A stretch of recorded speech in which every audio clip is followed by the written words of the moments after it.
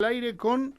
Preséntelo usted, por favor. Lo presento yo con el director de La Dosis, Martín Kraut. Voy a introducir un poquito, digo, por favor. ¿De quién no se lo haga trata? poner colorado, por favor. Bueno, yo tengo una vamos a pregunta ver muy qué importante dice. que va a marcar digamos, un punto de partida en la entrevista. Después quiero que... Perfecto, yo lo presento y usted pregunta. ¿Es un tipo sincero para contestar?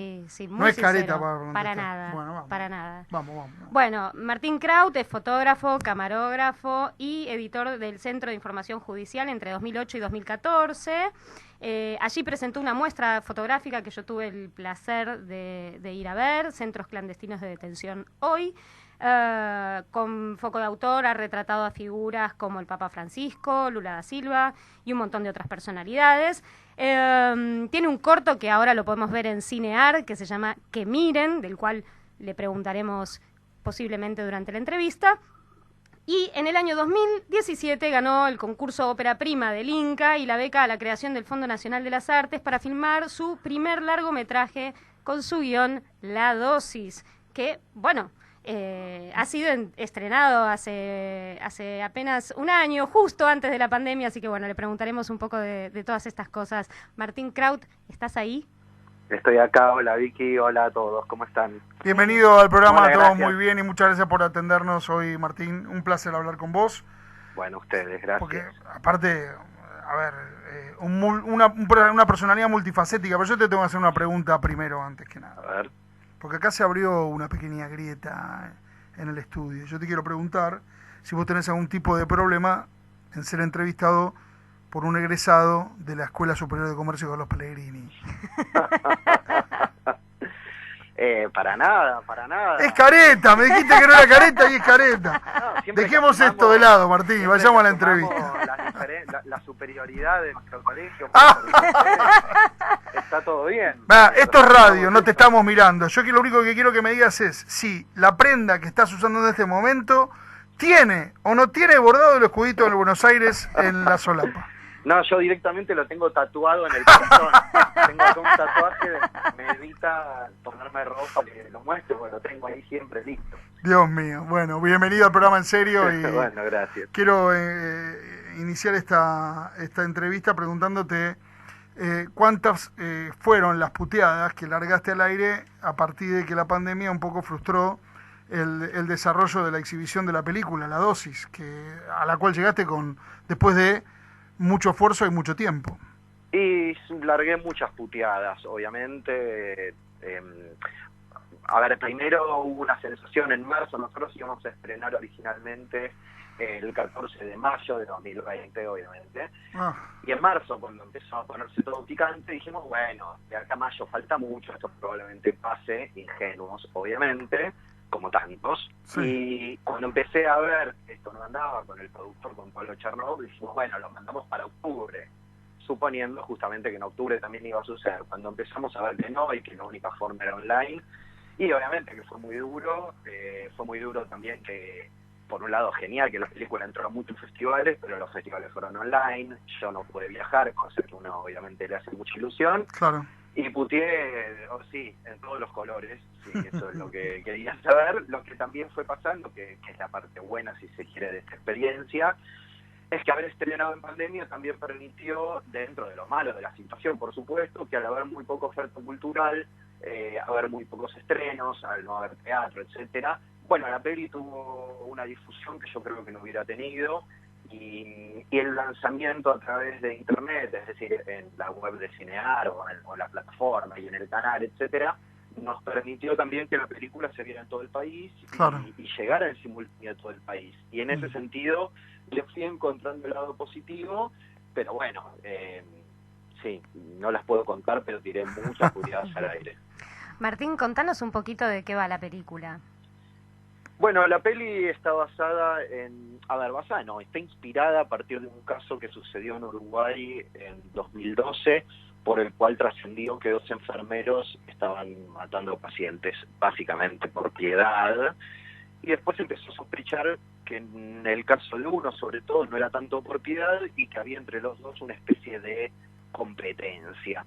El caso original nunca se esclareció, terminaron libres los dos enfermeros, y a mí eso de alguna manera me permitió escribir como mi propia película, es decir, mi propia historia que está alejada en gran parte de esa historia original, pero está inspirada como en este conflicto, digamos, que tenía que ver también con un mundo que a mí me interesa, que es el de la salud o el derecho de los pacientes y qué pasa con la vida cuando es estirada a veces hasta situaciones muy complicadas, tanto para el paciente como para los familiares.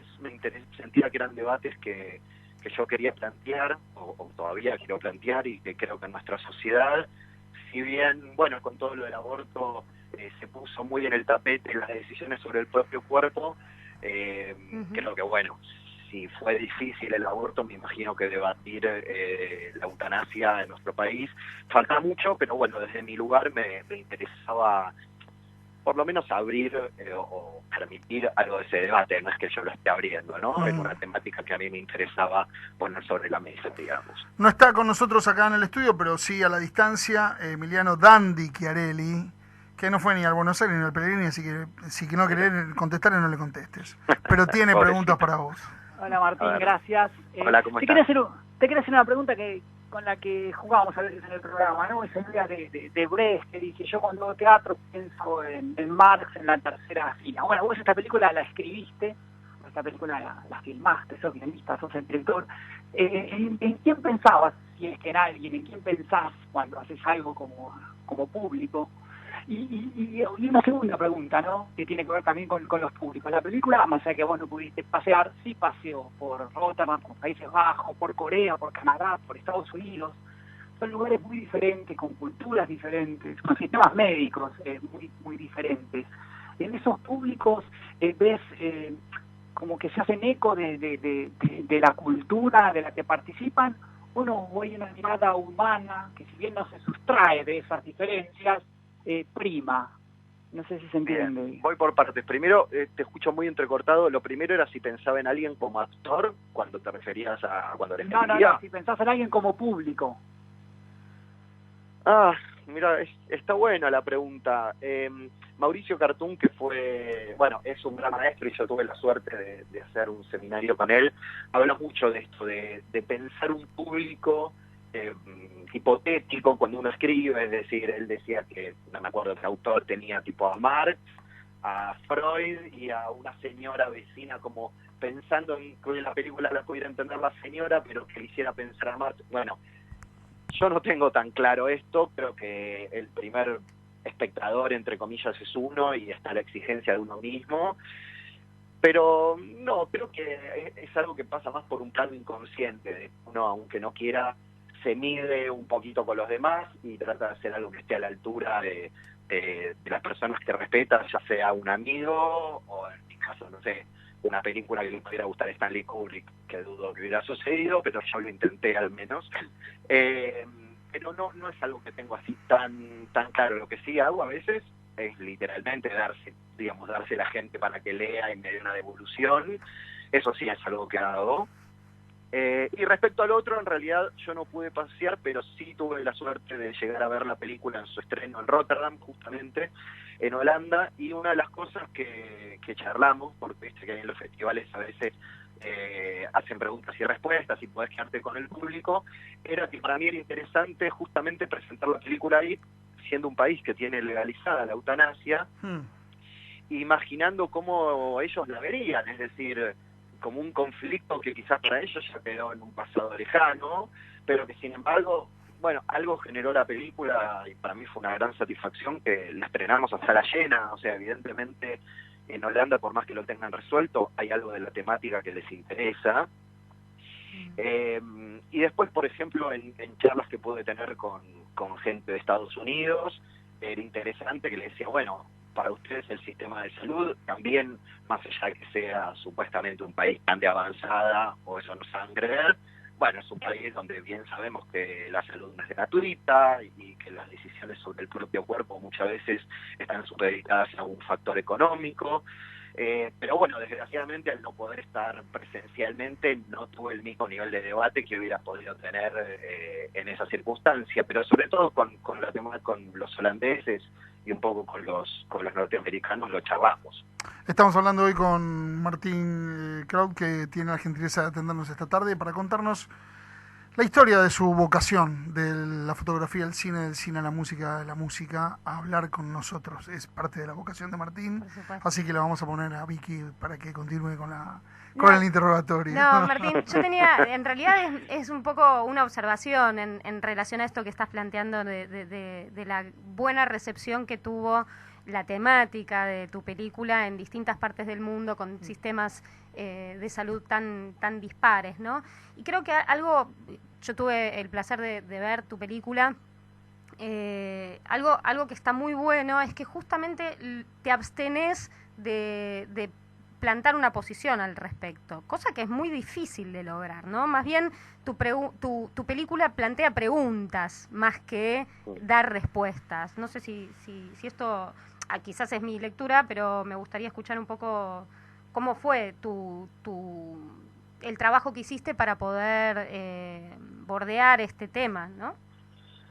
Sí, es así, Vicky. Yo creo que uno cuando escribe, en mi caso, una película o cualquier ficción, por lo menos que es de lo que yo puedo hablar, creo que cuando plantea preguntas y le deja al espectador que sea quien ni siquiera dé su respuesta, sino que en todo caso elabore una posible respuesta a esas preguntas, creo que la interacción funciona mucho mejor. Es decir, ir a ver una película medio panfletaria donde me explican que algo es muy malo o algo es muy bueno, en general no funciona, o se vuelve justamente eso, una bajada de línea. Cuando yo estudiaba cine, me acuerdo que una máxima, por lo menos desde la idea del guión, era que uno no trabajara con una premisa muy clara, como en este caso podría ser, no sé, eutanasia sí o eutanasia no. Exacto, la sociedad necesita eutanasia, porque en realidad termina justamente eso, haciendo algo más panfletario. Y sin embargo, si bien obviamente yo no tomo posición, creo que hay algo que deja claro la película, que es que hay una problemática que hay que abordar, digamos. Sobre eso me parece que sí hay una posición de que es muy delicado que en los hospitales no esté claro, o no es que no esté claro hasta dónde, pero creo que muchas veces no está claro, o está muy limitada la labor de los médicos, y muchas veces las familias toman decisiones que son muy difíciles de tomar, o los pacientes no pueden expresarse. Digamos, creo que hay un montón de cuestiones que como mínimo habría que empezar a debatir como sociedad. Después cada uno, lo mismo con el aborto, digamos, una ley de aborto no obliga a nadie a abortar, está clarísimo. Una ley sobre eutanasia no obligaría a nadie a tomar esa decisión. En todo caso, abre la posibilidad sobre algo que aparte, como pasaba con el aborto, y quizás siga pasando por un tiempo, bueno, se sigue, digamos, sucede por atrás de la ley y por atrás de lo que se ve, porque si uno va a los hospitales o habla con los médicos, muchos médicos te van a decir que, bueno, que cuando no hay nada que hacer, muchas veces, bueno, se aceleran las muertes de los pacientes, no siempre con eutanasia, pero bueno, hay algunos métodos, y creo que todo lo que se hace por atrás de la ley y donde el Estado de alguna manera no está acompañando esos procesos, bueno, a la larga es perjudicial. Entonces, bueno, desde mi lugar traté por lo menos de plantear eso, sin tomar una posición en todo caso sobre lo que debería pensar cada uno, ¿no? Y respecto de esto, se me ocurre que el caso que te inspira el guión de la película ya te daba un elemento muy, muy enriquecedor para jugar esa ambigüedad, y es que el problema está repartido entre dos personas. Este juego de dos, quiero que me cuentes cómo te permitió alimentar esa ambigüedad y ese clima de la película, que ayuda a que el espectador tampoco resuelva su problema respecto del tema. Y hay cosas que, bueno, como vos decís, hubo algo que me imantó, digamos, que me interesó mucho en la historia original y que probablemente tenía que ver con esta dualidad, es decir, con que hubiera dos personas, con que hubiera un enfermero que en principio era valorado por ser bueno y uno que lo tomaban más como malo, de que hubiera como cierta competencia, de que hubiera un conocimiento mutuo de lo que pasaba. y me parecía que eso me daba un montón de herramientas para trabajar en algo que a veces en la soledad de un personaje es muy difícil, cuando uno en el cine, quizás a diferencia de la literatura, asume que salvo con una voz en off no va a poder expresar los pensamientos del personaje. Bueno, a veces en la acción, en la interacción, encuentra la forma de manifestar esos pensamientos, esas sensaciones. Y de alguna manera esa dualidad que está muy marcada en la película y que disparó que en algunos casos alguna gente muy segura me dijera, es el mismo personaje en realidad, uno soñó al otro. Bueno, está bueno que se genere, yo no lo pensé de esa manera, pero uno también cuando hace una película la suelta y deja que cada uno llegue a sus conclusiones. Bueno, toda esa dualidad me permitía justamente esto, poner en conflicto lo que de alguna manera ya estaba en conflicto en el interior del personaje. Digamos. Y para completar sí. esta pregunta contame sobre la elección de los actores, ¿no? Y por qué esa elección sí. No, eso, sí. Había algo en el personaje no, en la persona original en la que yo basé el caso, justamente, en el enfermero, que era un tipo bastante grandote, y a mí había algo como del gigante que tambalea que me gustaba mucho, del tipo que transmite mucha seguridad desde lo físico, digamos, y que se puede imponer desde lo físico, pero que al mismo tiempo por dentro es débil, digamos, o tiene sus cuestiones en dudas. Y sentía que, bueno, de actores así de talla más o menos grande, Carlos Portalupi a mí siempre me encantó, me parece un tipo excepcional como actor, y después fui descubriendo que además como persona es excepcional también, y eso fue hermoso también de la experiencia de trabajar juntos, y hoy podría decir que nos hicimos amigos, y si bien estaba entre otros, él fue decantando como el que a mí más me interesaba, y él ya directamente en la primera charla que tuvimos le apasionó mucho la historia, y él tenía una historia personal con un hermano que estuvo internado muchos meses en el clínicas, y al cual él le hizo medio de enfermero. Y fue muy loco. ¿Vos esto no lo sabías antes de pensar en Carlos Portalupi como personaje? No lo sabía, y de hecho es duro que su hermano murió finalmente en el hospital. Y apenas yo lo invito a hacer la peli, él me cuenta esto y fue muy loco, ¿viste? Así es como de alguna manera él también vio esto como una forma de volver a transitar esa experiencia. Sí. Sucedió que durante el rodaje él sabía mucho de enfermería y había situaciones que quizás no estaban en el guión, pero por ejemplo él en una escena me pidió arrancar masajeándole los pies a un paciente, me decía, yo hacía esto con mi hermano todos los días. Y era muy fuerte también saber que él de alguna manera tenía una conexión especial con el personaje. Y justamente haciendo contrapunto con él, desde lo físico, sentí que el que hiciera de Gabriel, que era el otro enfermero, el compañero de él, estaba uno que fuera alguien más menudito, más finito, que a priori pareciera más débil desde lo físico, y que sin embargo su personaje iba a ser el que en gran parte de la película iba a dominar la situación. Actores jóvenes hay un montón y fue como una búsqueda más, no sé si difícil, pero con más idas y vueltas, y terminé eligiendo a Nacho Rogers, que también es un actor que me gusta mucho y que tiene esa impronta así como medio ingenua cuando uno lo ve, y que me encantaba que fuera como yo no lo que sea el villano de la película, pero si hay un villano sería él. Y me gustan los villanos encantadores a mí, creo que él en ese sentido lo hizo muy muy bien. Hablando de villanos y encantadores, Dandy. Vuelvo a lo que decía Martín, que me quedó dando vuelta la idea de, bueno, que dijo Vicky, que dijiste vos también, la idea de no bajar línea, la idea de su experiencia en la escuela de cine, no lleguen con puras definiciones.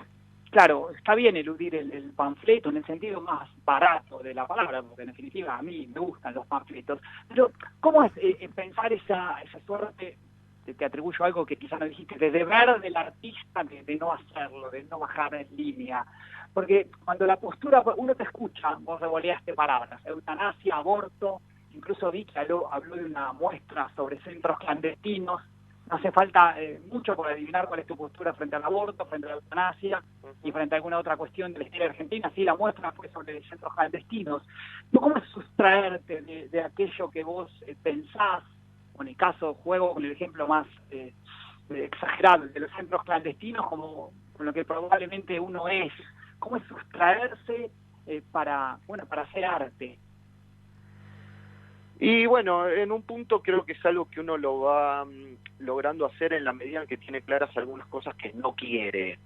Yo, por ejemplo, tenía claro y tengo claro en general cuando escribo, muchas veces me pongo en grande, no redención, no a la redención, no buscar personajes que tengan una redención y donde uno se ampare en algunos sentimientos, en algunos artilugios que a veces tenemos los guionistas, digamos, para generar un impacto. Y de hecho, por ejemplo, la película tenía un final que era bastante redentor, y sin embargo terminamos filmando otro final durante el rodaje que terminó quedando en la película. Y eso, por ejemplo, es el resultado de mucho trabajo, de mucho peloteo, de tachar, de justamente apartarse, porque a ver, yo si bien acuerdo con lo que decís, y mismo yo lo dije, que uno no baja una línea, pero de alguna manera el planteo que hace la película habla de cómo yo pienso, es decir, bueno, acá hay un vacío. Una vez me hicieron una entrevista en la radio, un tipo me decía, la película es súper política, es política. Yo dije, mira, yo nunca la pensé como política. Y él me decía, vos tomaste una postura política, que es que acá los trabajadores más bajos del escalafón están de alguna manera presionados y son maltratados, y los de arriba de alguna manera ignoran esos problemas. Bueno, ahí hay toda una postura que es verdad, que es política. Quizás no hay una subrayada clarísima en la película donde dice ellos son muy malos y ellos son muy buenos. Creo que uno también con el tiempo empieza a tratar de evitar los personajes planos, esto de que hay buenos y malos, sino de que, bueno, todos somos buenos y malos según la circunstancia. Pero bueno, en ese sentido me parece que una ficción tiene que tratar de justamente eso, tratar de encontrar la manera de que uno le deje al espectador por lo menos cerrar la idea y que uno no le esté cerrando. Cuando uno muestra centros clandestinos, y ahí no hay mucha ambigüedad posible, digamos. Uno puede en todo caso decir, no voy a dar un golpe bajo y mostrar ciertas cosas. Pero seguro que, bueno, ya de por sí, como vos decís, queda más o menos claro la postura que uno tiene. En este caso, mi postura está clara en algunos sentidos. Vuelvo a decir, hay que hablar de eutanasia. En muchos hospitales esto sucede porque las castas, digamos, superiores no tienen los mismos cuidados o generan unas presiones muy grandes sobre castas, digo, entre comillas, por supuesto, ¿no? Inferiores, donde los que literalmente juntan a mierda, que son los enfermeros, muchas veces están realmente abandonados a su suerte y los médicos pasan un ratito a ver qué pasa. Esto sin generalizar, por supuesto, ¿no? Pero bueno, por eso yo creo que hay ciertas ambigüedades, no hay una bajada de línea, pero el planteo desde mi lugar creo que deja algunas posturas claras. Sí, Martín, en algún punto, bueno, hay un artista plástico muy conocido, Pablo Picasso, decía que el pintor siempre se pinta a sí mismo, ¿no? Quiera o no. En algún punto es evidente que es imposible desprenderse totalmente de lo que uno está creando, porque es producto de uno mismo, pero lo interesante es justamente que en todo caso lo que aparece en tu caso, y por eso yo usé esta palabra, ¿no? Abstinencia, como abstenerte de sentar posición, y no obstante lo cual trabajás un tema que te gusta, que te interesa, que te implica subjetivamente, y bueno, está en el arte de la posibilidad de no caer en estos lugares que vos justamente, bueno, tenés esta estrategia de ponerte estos carteles grandes, no redención, y seguramente habrás tachado 1001 cosas que inicialmente querías poner y que después dijiste que no, se trata más bien de un trabajo como de reducción más que, o sea, luego de un primer momento de producción hay como todo un trabajo de reducción, ¿no? Para lograr una obra, ¿no? Un poco... En la escritura, por lo menos, muchísimo. Claro. Muchísimos. En mi caso, obviamente que si bien yo tenía alguna experiencia escribiendo, esto a mí me dio mucha experiencia, pero la realidad es que la película la empecé a escribir en 2012 y filmamos en 2019, y como les digo, hasta el último día de rodaje estuve cambiando cosas como al final, claro, no detallecitos. Es un proceso muy largo, es muy lindo. Cartoon justamente decía, o dice, creo todavía, que hay que escribir como quien pinta, la idea de que uno va dando pinceladas una arriba de la otra y que en realidad uno va reescribiendo y reescribiendo y reescribiendo, y yo creo que es así. Quizás los que son muy, muy, muy, muy talentosos en una o dos pasadas ya tengan grandes guiones, no es mi caso. Yo siento que el resultado, o un buen resultado, se llega después de pulir mucho, mucho, reescribir y también animarse a soltar, ¿no? Como que es algo que a veces a uno le cuesta, no encariñarse ni con los personajes, ni con las escenas, ni con las situaciones, sino que uno tiene que tratar desde cierta intuición de ver qué es lo mejor para la obra, digamos. Martín Kraut un día hace un taller de cine y a partir de ahí es la historia que conocemos. Yo lo que quiero saber es, ¿qué había en el mundo de Martín Kraut antes de ese taller de cine? ¿Qué vinculación había con el cine y la fotografía en vos antes de descubrir ese taller? En realidad, con lo que más sentía yo conexión desde chico era con la escritura, que tiene que ver un poco con todo esto. Yo me acuerdo esas boludeces, viste, medio Dawson's Creek, tipo en el jardín de infantes, escribir la obrita de fin de año, escribir sin saber escribir. En la primaria me acuerdo que con unos amigos escribimos un guión de una película re delirante de héroes, pero escribimos el guión. Como que siempre sentí un interés por la escritura. Me acuerdo también en la primaria nos hicieron escribir un cuento.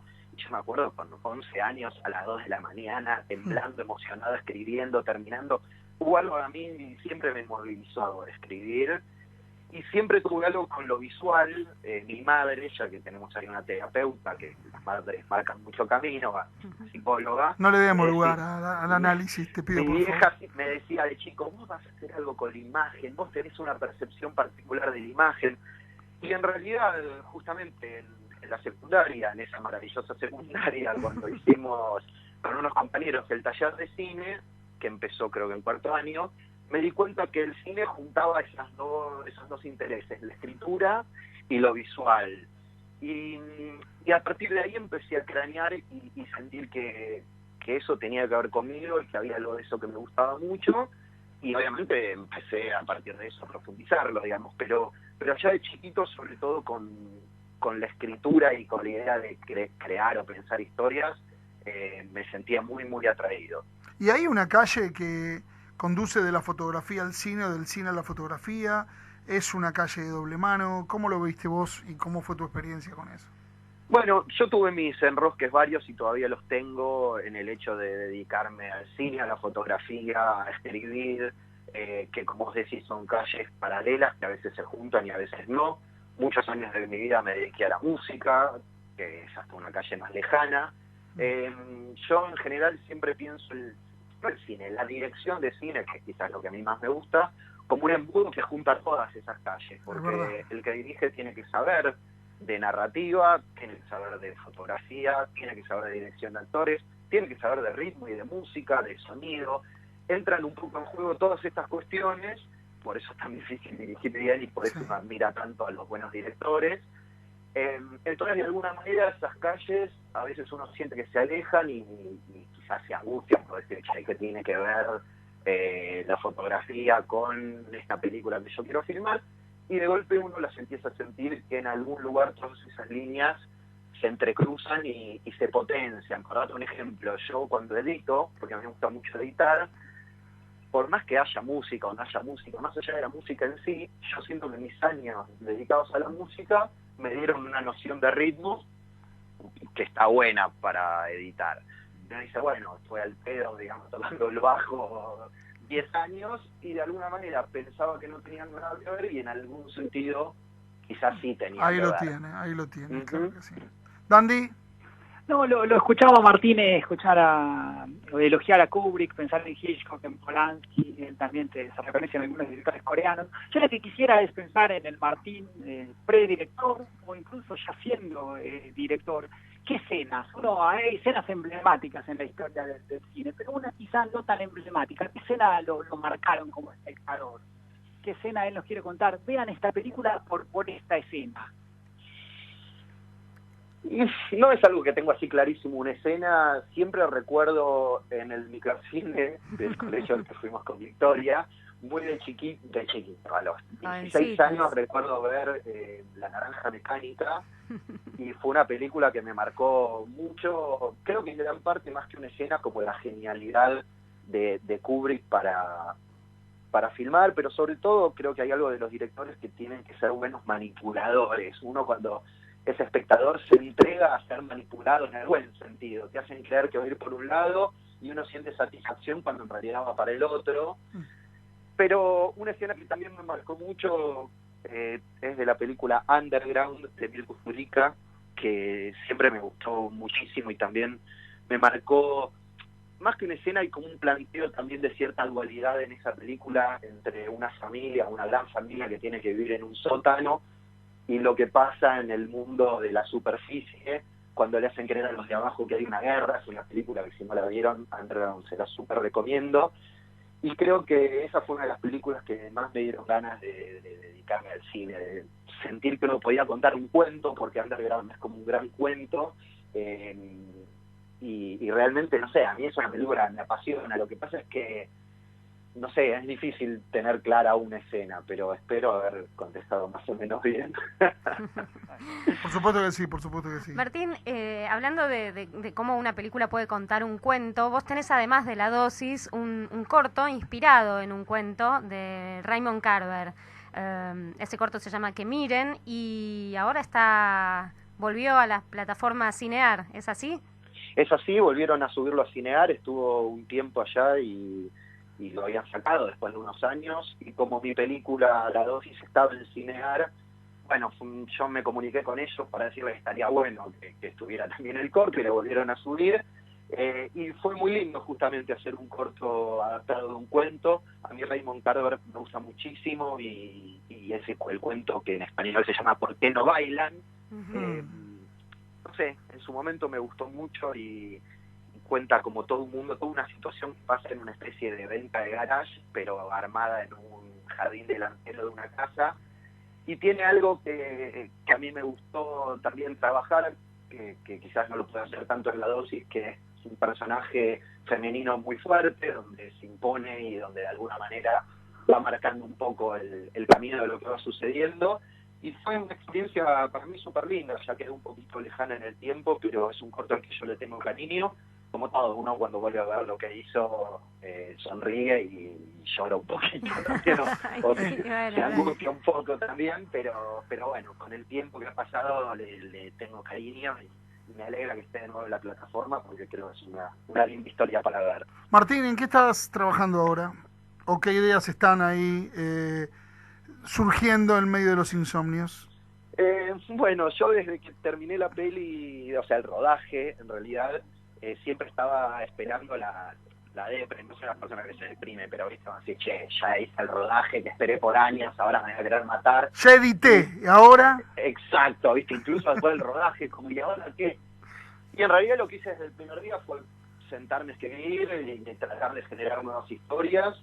Y la que fue decantando por ahora, con la que estoy más entusiasmado, también está basado en un caso real, a partir de una nota que leí en Anfibia, que es una revista para la que yo trabajo cada tanto como fotógrafo, a partir de la historia de un infiltrado que se infiltró en una agencia de noticias durante varios años. Y siento que es un mundo que también me interesa mucho conocer o investigar, y que no está muy recorrido en nuestro cine. Creo que todos, viste, vemos una marcha y decimos, los infiltrados, nunca sabemos bien quiénes son esas personas, cómo se manejan. Hay algo de la dualidad que también está en La Dosis, pero de estos personajes que de alguna manera tienen que tener otra vida basada en su trabajo, y terminan de alguna manera poniendo su identidad todo el tiempo en duda. Bueno, todo eso es un mundo que a mí me interesa y sobre el que vengo trabajando, pero siempre además voy armando ahí, voy escribiendo otras cosas, porque bueno, es difícil quedarse casado con una sola idea. Entonces también estoy escribiendo un par de proyectos de serie. Bueno, también es una cuestión de posibilidades, de probabilidades, ¿viste? Con alguna va a suceder. Y ahí estás ahí mirando, y yo quiero redondear con esto, porque nos diste mucho tiempo, fuiste muy generoso con esto, pero ahí está todo el panteón del cine argentino, y los grandes o no tan grandes o desapercibidos directores, está toda la colección. Y yo le pregunto a Martín, ¿de quién te gustaría ser amigo? ¿De quién te hubiese gustado ser amigo de todos esos directores? ¿Y estás a tiempo o ya no? Amigos directores argentinos, a ver, yo tengo una admiración enorme por Lucrecia Martel. Que de hecho una compañera nuestra, no sé si te acordás, María Elche, amiga, pero muy amiga. Me están sacando la foto de egresados, ¿viste? Y no me gusta, no me importa. Sí, pero María Sí. Compañeros de colegio, vamos a ver. Contame. Está muy de moda ese meme de los del Buenos Aires, Sí. tratando de decir como fuera que somos del Buenos Aires. Pero Yo que no lo conste, conté. Martín, que el tema lo sacó acá el Sí. del Pellegrini. Ahora van a No decir que fuimos fue por complejo de nosotros. inferioridad. Ya los conozco a todos ustedes, un montón de amigos de ahí. Bueno, Yo ya traje el microcine, ¿viste? Bueno, María es la protagonista Elche, de La Niña de Santa, de que La es Niña amiga de Santa, Lucrecia. sí. No sé si yo podría ser amiga de Lucrecia, porque creo que somos muy diferentes, pero creo que es una mina con la que me encantaría sentarme a hablar, a charlar de cualquier cosa, porque más allá de la admiración, hay artistas, digamos, porque creo que ya da con todas las letras con ese término, que más allá de que uno hable de cine, creo que hablando de cualquier cosa, son personas que uno le interesaría escucharla, le gustaría escucharla, y yo por eso tengo gran admiración, la verdad.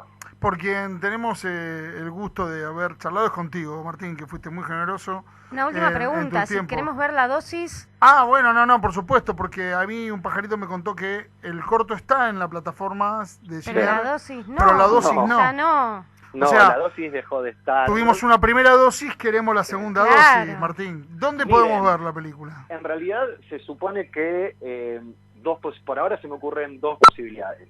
Una es que tarde o temprano yo creo que va a volver a cinear, Eso ya también. gratis, digamos. Estuvo este tiempo en cinear estreno, que vale unos módicos 30 pesos. Creo que va a estar ahí. Tengo entendido que se va a dar prontito en Avellaneda, en un autocine, lo cual es un plan divertido, pero aquí hasta Avellaneda. Y Sí. después les cuento que hay, según yo entiendo, una plataforma del Camarín de las Musas, del teatro, Sí. Ah. que tiene la película subida ahí. Ah, buenísimo. Así que dentro de todo está en algún par de lugares, y en realidad mi esperanza, que bueno, todavía no lo hablamos, es que vuelvan las salas de cine la en algún pantalla momento. grande. Sí, Sí. la Y verdad poder que hacer, aunque sea un estreno chiquito. sinceramente uno de los temas recurrentes entre nosotros aquí en el programa es que no podíamos imaginar que en algún momento nuestra vida fuese sin cine. Sí, sí. Y sin embargo nos tocó. Así que aprovecho para decir esto, que en cuanto estemos todos vacunados con la dosis, y no me refiero en este caso a la película de Martín, y podamos recuperar nuestras vidas, estás invitado a primera fila para que nos visites aquí, porque hay un montón de cosas más que tengo ganas de charlar con vos.